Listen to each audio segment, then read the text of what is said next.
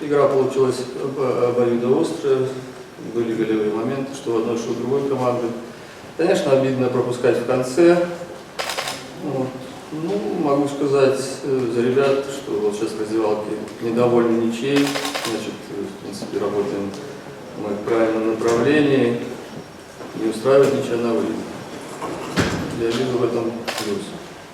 Гродно хорошая команда, мы готовились к тяжелой игре, в принципе, она такая получилась. Благодарен ребятам, ну, пропустили в конце, это не странно.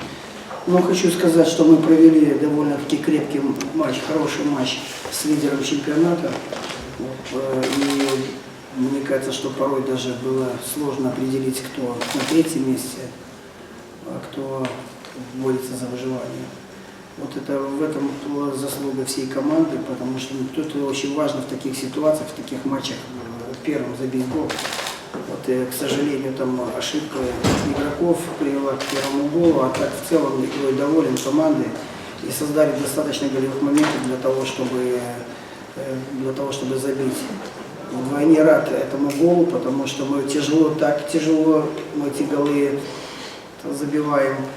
Не понимаю в домашних матчах трактовку руки. То в воздухе попадает в руку Шахтером, говорят, как не игровой момент, то внизу дважды рукой играет, включил опять. Ну, надо будет, когда закончу работать тренером, пойти на судейские курсы, послушать, что там, ну, еще выдумать.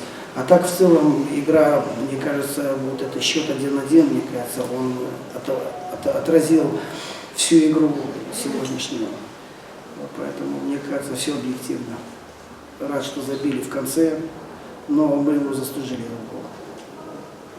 В конце хотел бы поблагодарить Сосновского, который на уколах вышел, и Курганский. Вчера с температурой у нас проблемы были с игроками, но сегодня не было видно, что кто-то был, на самом деле, кто-то был на минимуме, чтобы не играть. Поэтому благодарю ребятам и этим двум за то, что за характер.